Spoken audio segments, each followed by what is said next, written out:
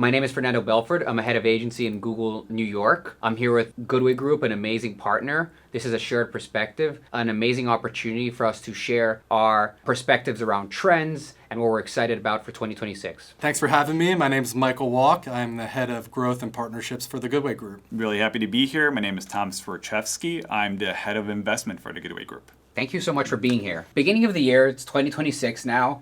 Is there one hot take you have in our industry?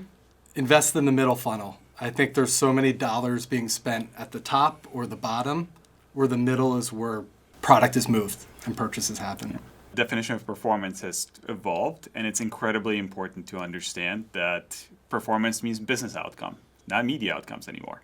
I love that concept. At Google, we talk a lot about profit-driven marketing. How do we tie our media to business KPIs, profit, revenue?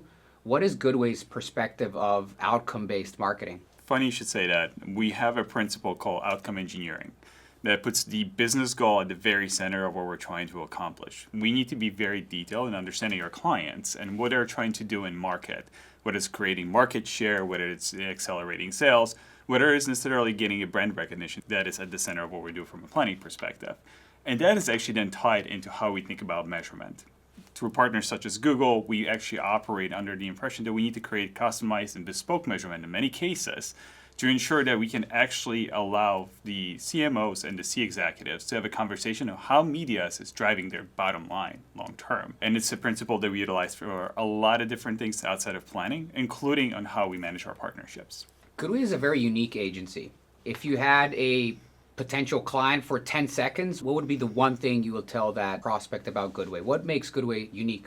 I think we both have a different take, but I think what the core of what makes us very unique is the fact that we have incredible expertise about the actual verticals that we're talking to. It is not about expertise about media. We have that in-house as well. But we understand intrinsically what makes things like CPG or retail or Tier 3 auto work from the inside out. How many shelf spaces are required, how logistics operate, how cars get on lots. And that allows for us to have an additional level of empathy and understanding of their business before we even get to the media department and understanding how we want to make sure that we promote and build businesses for them. And where we probably thrive the most is where there's operational complexity. So whether it's hundreds of locations across the country, all requiring different setups, geos, pacing, and different personas, where there's operational complexity and nuance, and bringing the right technology in the right place is where Goodway shines. I love your take about how there's a lot of opportunity in the messy middle. I think we're so focused in the very end of the potential funnel. Some think that there is no longer a funnel. I think there's a lot of eyes on the awareness side of things. Can we talk a little bit about the messy middle? I feel like we're in this kind of third era of advertising, like early linear TV, top of the funnel. You knew you were moving product through linear TV, but it was by and large branding, buying GRPs. Then when digital came aboard, so much more was measurable. So I think once metrics and any metric was available, buyers clinged to it. It forced a lot of investment in bottom funnel, but brands need this balance of driving accountable media dollars, but also growing. So that's where I think the middle funnel can drive both the brand awareness, but also move product. And the way channels are operating are changing too. So like search was considered very bottom funnel. But right now, especially with AI, there's so much more discoverability happening within search, where I think in many ways you can consider it a middle funnel strategy. And the same thing with what was traditionally top funnel, connected television, or advertising on the big screen. It's more and more looking like a performance channel because people can bring data, measurement to it in a way that GRPs were just not accomplishing 20 years ago. I think to build on that, right, even partners such as YouTube, when we were talking about this, 5-10 years ago, we talked about branding, and then to your point, the bottom of the funnel. Now we really have a concept of brand performance where the reality is that these channels are not a funnel focus. They're audience focused. And the audiences really want to be talked to from developing a relationship all the way down to understanding how do they actually get to, from a relationship to building a collective of actually purchasing and becoming customers over time. And That alone is a major shift, how we think about planning, how we think about media, and how we think about channels. It is very much at the audience of its center, and it's very much at the idea that everything in service of brands is actually also in service of performance. What is the topic that you think was overhyped in 2025? Like, there's so many topics we keep thinking about and talking about. What's the overhyped topic of the year? Excellent question.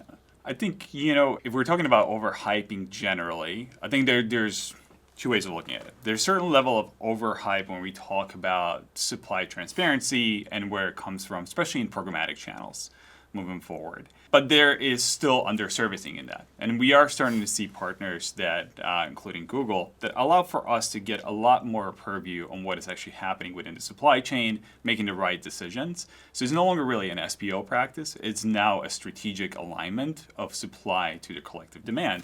And I think there was a lot of conversations still happening and swirling around SPO. With the rise of new tools such as AI, it allows for us to be a lot smarter about it, a lot faster, and a lot more strategic in the development. The word I use is curation. I think it caught the industry by storm, and there is value within it, and new ways to bring data and more signals into how you buy certain types of media. But I think in a lot of cases, you see people spending $10 for a bottle of soda and getting a 10-cent discount on it and celebrating when there are other ways to buy it for $5. So I'd say curation. Going back to profit-driven marketing, the notion where what matters is the actual business impact that is being driven. Can you talk a little bit about Goodway's focus in driving business results in very specific verticals? Yeah, absolutely. I mean, I think first and foremost, we have to understand our client at the core, as I mentioned. So when we're talking about driving specific results, let's take a look at a vertical like retail.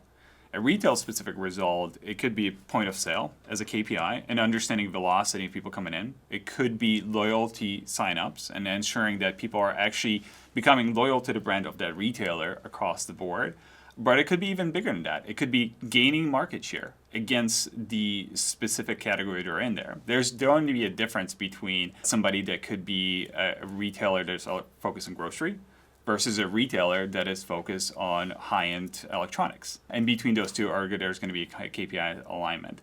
What's really important when you do that discovery is ensuring that you have a framework for measurement that can attach that directionally or indirectionally, specifically to how your media is performing in a market, and can you shift that forward.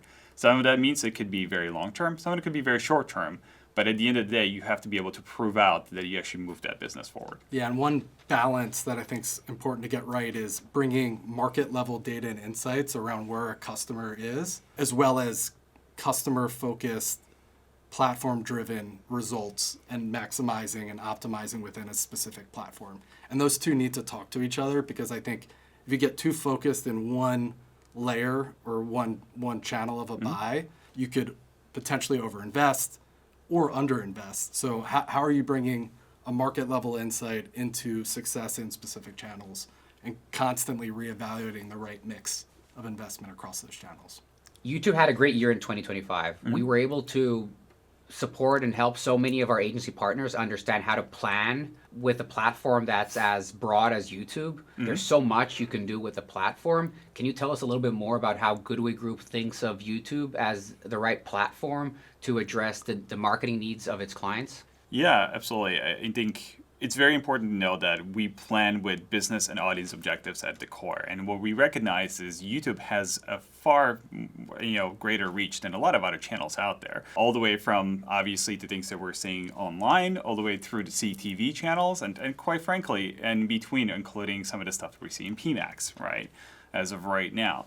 So if you take that at the core, you start realizing that it actually serves the entire funnel. You can start a relationship with a customer all the way at the beginning of introducing your brand, and then build and foster that relationship through their YouTube journey, all the way to a point where they're actually ready to start committing to you as a brand collectively. And we're seeing a lot of audiences engage in that format and consistently come back to that format. And so it's a massive driver for us to ensure that we have the scalability that's necessary, but also the actual performance, and going back in the way that we think about measurement and driving business outcomes, because it is transparent for us to be able to actually attach that to where that business is heading. We're also finding it's more and more a screen agnostic partner. So I think sometimes people think of YouTube on their phone or on their desktop, but more and more consumption and availability we're seeing on the big screen, and not just YouTube TV, but also YouTube digital shorts. So it just can fit into different components of a buy depending on if there's a price sensitive brand or brands looking for a certain type of outcome. It could actually fit into different parts of channels. So there's a lot that has to go into a YouTube strategy, but it doesn't have to be in one specific corner or part of the funnel. To build upon that, I think the very interesting thing about YouTube is that it's grown from being a video player to being a search engine, a social platform, a video player, and a CTV player. It is now covering not just a single channel, it is covering multiple channels where you can really start working and operating as in the customer at the end of the day is finding you where they want to find you, not where you're trying to prescribe them to be. And I think that's what both creators and brands love about YouTube. You can go shorts in a small screen. You can go long form in a TV, all in the same platform. Something that's really important when you're running a YouTube campaign is how are you measuring the success of a YouTube campaign? Can you share like what is Goodway's secret sauce? How do you define the success of a YouTube campaign?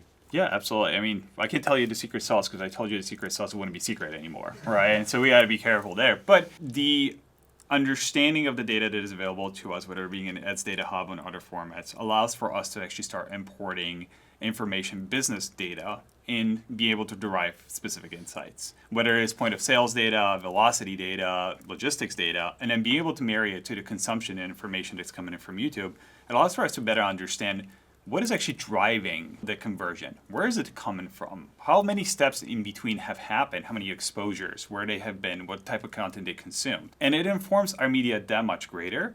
And it also allows for our business partners, our advertisers, to take a look at it and go, I know what kind of content I need to start thinking about creating. I know how I need to talk to my consumers. So it's an incredibly powerful tool.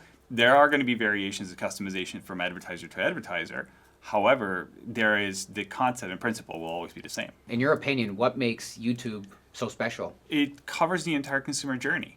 It's not prescriptive into being an individual channel to have a conversation with somebody. It allows for them to engage how they want to engage along the way. And content is truly the driver of developing relationships in between the two. I'm sure many of us experience this. I know Mike and I probably have experienced this all the time where you start your journey from scrolling and let's say you're looking for a recipe. A lot of times your mindset and the consumer mindset have changed to going into and taking a look at YouTube Shorts. Let me look up the recipe for tonight's dinner. That's where I'm going to be heading to.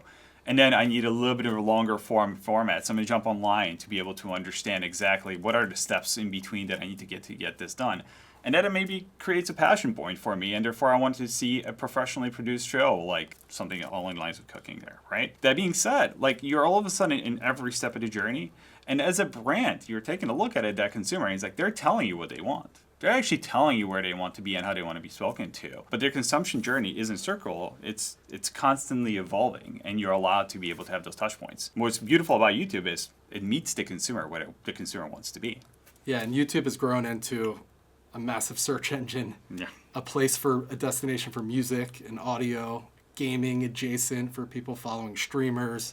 I just moved into a house, so a DIY training ground for me.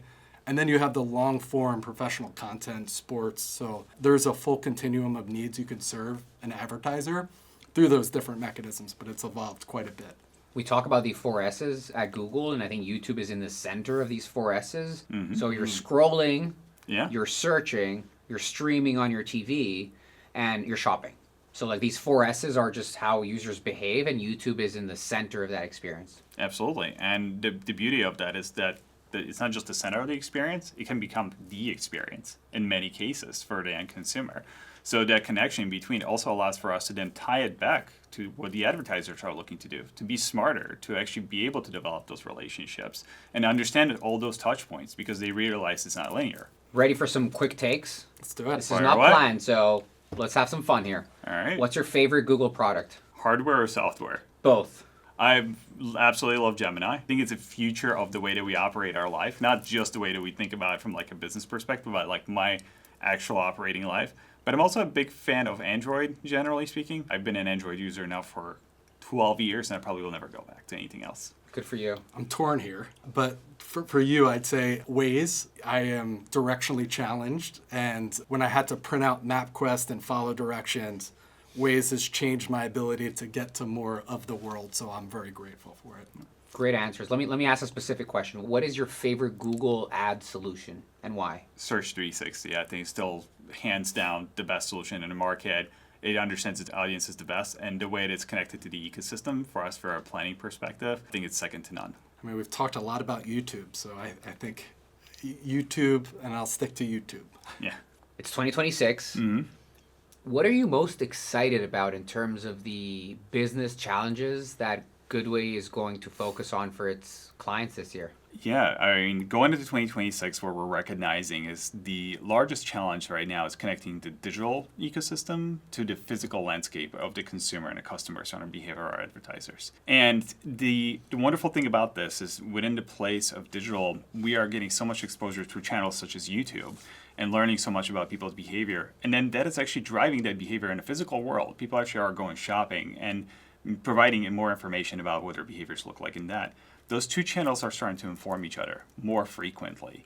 And so what is happening online can really influence the shopping behavior, and the shopping behavior can really influence how do we think about the consumer and their journey on the internet, which we're really, really excited for. We have a great solution in place for our advertisers, and we really want to take all that challenge with our partners moving forward. What is the one channel or platform that you think is currently being underinvested by agencies? There's probably lots, but I'm going to say YouTube based on our conversation. Even just from the evolution of that we just spoke about, YouTube is just so much more than it's ever been before. And we have a massive opportunity to ensure that that journey is really touching the consumer at every step of the way, from search through shopping. What I'm excited about in 2026, I think innovation sprints and cycles are getting shorter, and the amount of output that partners and agencies can create together is so much more meaningful. Like there is obviously so much we can do within a platform like Google and in a partnership